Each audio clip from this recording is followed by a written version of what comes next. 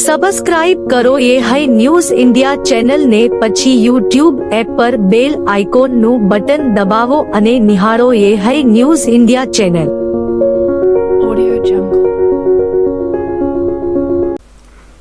બનાસકાંઠા જિલ્લાના ધાનેરામાં સ્પા સેન્ટરમાં ભાગીદાર બનાવવાની લાલચ આપી આરોપીએ દિલ્હીની યુવતી સાથે દુષ્કર્મ આચર્યું હતું. સમગ્ર ઘટનાની વાત કરવામાં આવે તો દિલ્હીથી યુવતીને લાવીને સ્પામાં મેનેજર બનાવી ભાગીદાર બનાવવાની લાલચ જેડી ખાને આપી હતી. યુવતી પાસે રૂપિયા હોવાની જાણ થતાં યુવતીને ભાગીદાર બનાવવાની લાલચ આપી યુવતી પાસે ઓનલાઈન 3 લાખ અને રોકડ 3 લાખની રકમ લીધી હતી અને યુવતીને પ્રેમ જાળમાં ફસાવી લાલચ આપી હતી અને યુવતી સાથે મારઝૂડ અને દુષ્કર્મ પણ કર્યું હતું. मैं apple deluxe Dhanera apple deluxe Raj Mandir में जब से ऑफिस में ज्वाइन किया तब से उन्होंने मेरे साथ बहुत बार ज़बरदस्ती की है. बहुत बार अलग अलग तरीका अलग से मेरे को गलत काम की है. मैं उनको बोल के थक गई हूँ. अभी मैं इतना चाहती हूँ कि उसको सज़ा मिले. जेडी खान को सज़ा कड़क से कड़क मिलना चाहिए. जो मेरे साथ किया और कोई दूसरे लड़की के साथ ऐसा कभी नहीं होना चाहिए. उसको आखिर आप लोगों ने सज़ा नहीं दिया तो मेरे साथ जो हुआ उससे डबल कोई और के साथ करेगा. वो अभी उसका स्पा चालू है. मैं ये चाहती हूँ कि वो स्पा नहीं चलना चाहिए, सील लगना चाहिए. उसने उस ऑफिस में उस स्पा में उसने बहुत गलत काम करवाते हैं और जब मैंने बोलने के लिए हिम्मत की उसने तब तक मेरे को धमकी दिए, मारपीट करने की कोशिश करते हैं. बहुत बार मेरे को मारा, गला दबाए हैं. इस बारे में बोलने के लिए जब भी मैंने कोशिश की तो ऐसे ही करते गए. बिल्कुल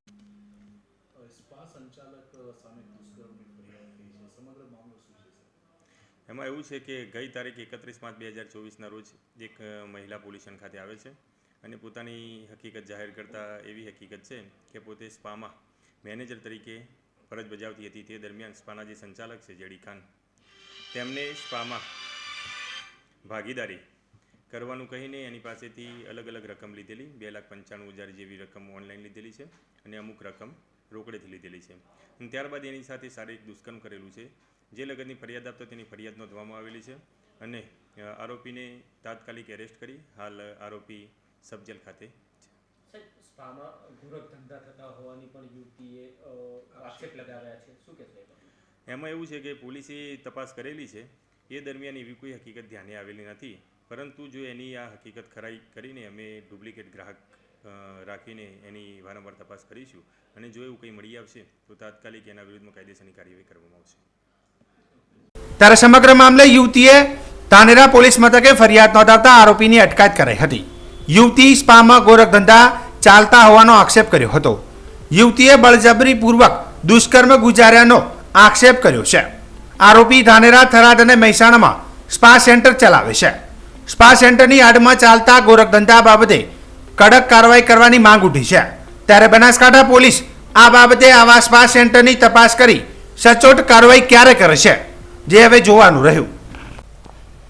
બનાસકાંઠા જિલ્લાના કાંકરેજ તાલુકાના કસલપુરાની બનાસ નદીના પટમાંથી બિનઅધિકૃત રીતે રેતી ખનન ઝડપાયું છે. જેમાં 6 ડમ્પરો તેમજ 1 હિટાચી મશીન તેમ કુલ મળીને 7 વાહનો જેની અંદાજિત કિંમત ₹1,75,00,000 રૂપિયાની થાય છે. જે તમામ મુદ્દામાલ સીઝ કરીને દંડનીય કાર્યવાહી હાથ ધરવામાં આવી છે. ત્યારે હવે કાંકરેજ તાલુકાની બનાસ નદીમાં રાત દિવસ સતત પ્રયત્નશીલ રહીને રેતી ખનન કરતા તત્વોમાં ભારે ફફડાટ ફેલાઈ જવા પામ્યો છે અને હવે આવા સંજોગોમાં બિનઅધિકૃત રીતે રેતી ખનન બાબતે પાલનપુર ખાણ ખનીજ વિભાગના અધિકારીઓ અને પાલનપુર એસઓજી પોલીસે સંયુક્ત રીતે ઓપરેશન કરીને ભૂમાફિયાઓ સામે કડક કાર્યવાહી કરવામાં આવી હતી. ત્યારે હવે ભૂમાફિયાઓ માટે લાલ બત્તી સમાન કિસ્સો પ્રકાશમાં આવતા ચકચાર ફેલાઈ જવા પામી છે. માં ભૂમની રક્ષા માટે સમગ્ર જિલ્લામાંથી અનેક યુવાનો આર્મીની ટ્રેનિંગ પૂરી કરી લશ્કરમાં જોડાઈ રહ્યા છે. તે બનાસકાંઠા જિલ્લા માટે ગૌરવ સમાન છે. જેમાં તાજેતરમાં ઇન્ડિયન આર્મીમાં ટ્રેનિંગ પૂરી કરી પોતાના વતન આવેલ અનેક યુવાનોનું સન્માન સમારોહનું ભવ્ય આયોજન કરવામાં આવ્યું હતું.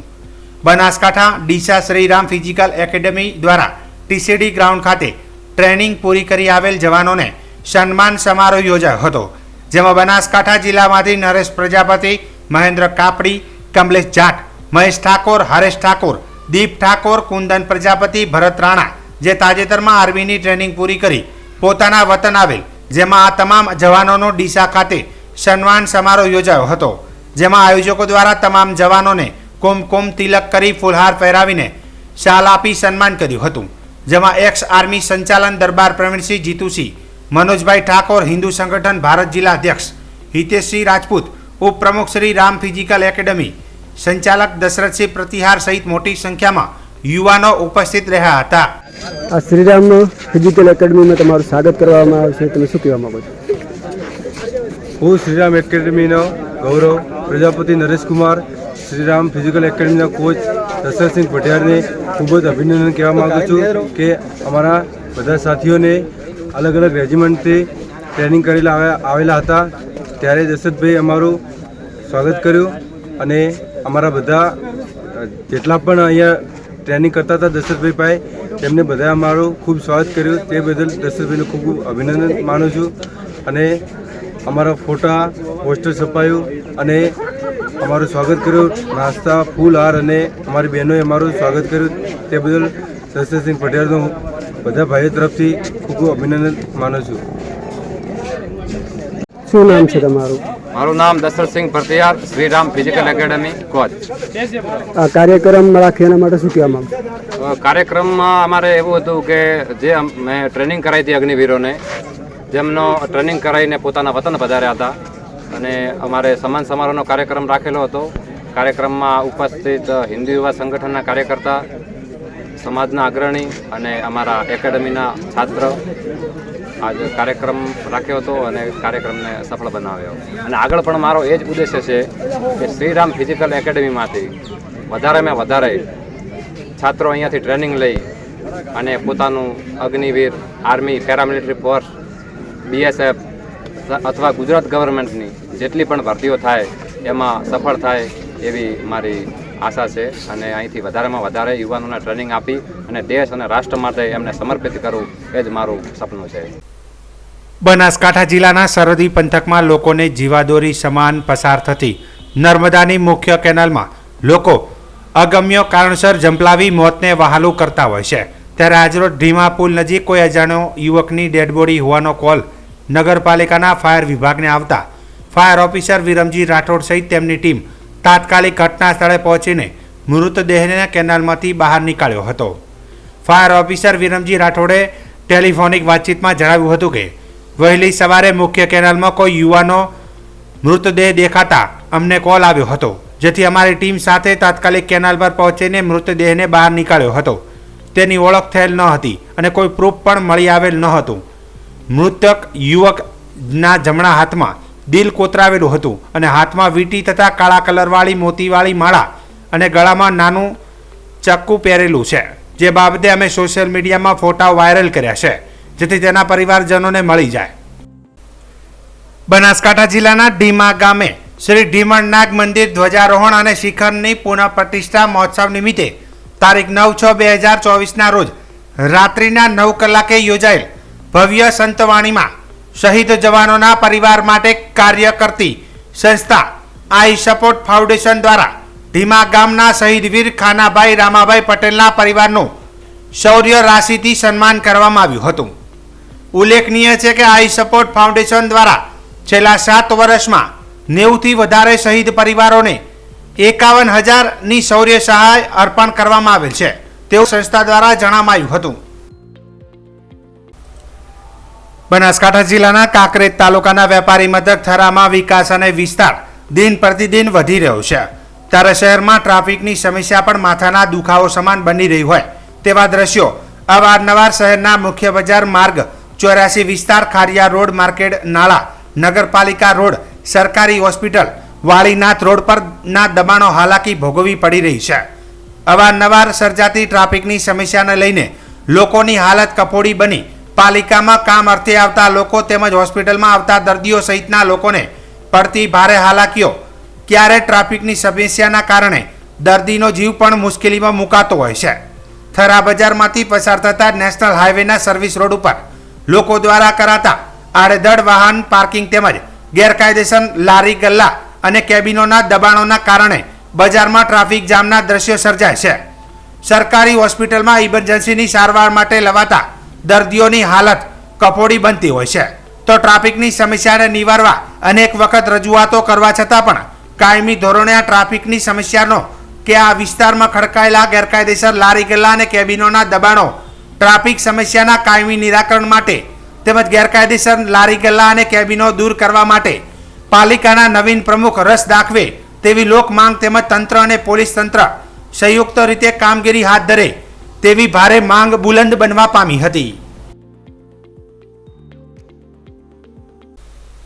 બનાસકાંઠાના થરાદ વિસ્તારમાં ઓટો કન્સલ્ટના ધંધા સાથે સંકળાયેલા લોકોને કલેક્ટરનું જાહેરનામું ધ્યાનમાં લઈ જરૂરી ડોક્યુમેન્ટ રાખવા થરાદ ડીવાયએસપીએ જણાવ્યું છે. જો નિયમો વિરુદ્ધ વ્યવસાય થશે તો કલેક્ટરના જાહેરનામાનો ભંગનો બદલ કાર્યવાહી કરવામાં આવશે. ત્યારે થરાદ ડીવાયએસપીએ જણાવ્યું હતું કે હાલમાં જિલ્લા સહિત થરાદ વિસ્તારમાં વાહનોની લેવેચ કરનારા લોકો માટે કલેક્ટર દ્વારા જાહેરનામું બહાર પાડવામાં આવ્યું છે, જેથી થરાદ વિસ્તારમાં આવેલા તમામ વાહનોનું લેવેચ કરતા ઓટો કન્સલ્ટ શોરૂમનો વ્યવસાય કરતા લોકોને મારી વિનંતી છે કે તમે જે કોઈ વાહન ખરીદો છો કે વેચો છો ત્યારે વાહન ખરીદનાર અને વેચનાર બંનેના જરૂરી ડોક્યુમેન્ટ રાખવા જરૂરી છે. સાથે કાળા કાચવાળા વાહનો ન રાખવા અને ફેન્સી નંબર ન રાખવા વિનંતી કરી છે. ડીવાયએસપીએ વધુમાં જણાવ્યું હતું કે નજીકના દિવસોમાં પોલીસ દ્વારા વાહનોની લેવેચ કરનાર આવા ઓટો કન્સલ્ટમાં તપાસ ઝુંબેશ શરૂ કરવામાં આવશે. ત્યારે જો કોઈ નિયમો વિરુદ્ધ જણાશે તો તેની સામે જાહેરનામાના ભંગની કાર્યવાહી કરાશે. તેમજ અમારા દ્વારા ટ્રાફિક ઝુંબેશ પણ ચલાવવામાં આવનાર છે. ત્યારે આમ જનતાને પણ ડીવાયએસપીએ આરટીઓ માન્ય નંબર પ્લેટ રાખવા અને કાળા કાચ ન રાખવા માટે વિનંતી કરી હતી.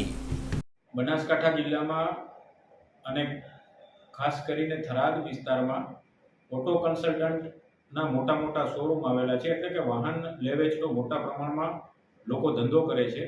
તો આવા વાહન લેવેચના ધંધા કરનાર ઓટો કન્સલ્ટન્ટના જે વેપારીઓ છે તેઓને વિનંતી છે કે અત્યારે હાલમાં તાજેતરમાં કલેક્ટર સાહેબ શ્રી બનાસકાંઠાનું જાહેરનામું પ્રસિદ્ધ છે અને જાહેરનામામાં જે શરતો દર્શાવેલી છે કે જેમ કે વાહન જેની પાસેથી ખરીદો તેના પૂરેપૂરા ડોક્યુમેન્ટ રાખવા અને વાહન જેને વેચો તેના પણ પૂરેપૂરા ડોક્યુમેન્ટ રાખવા, આ બધી વસ્તુ રાખવી જરૂરી છે.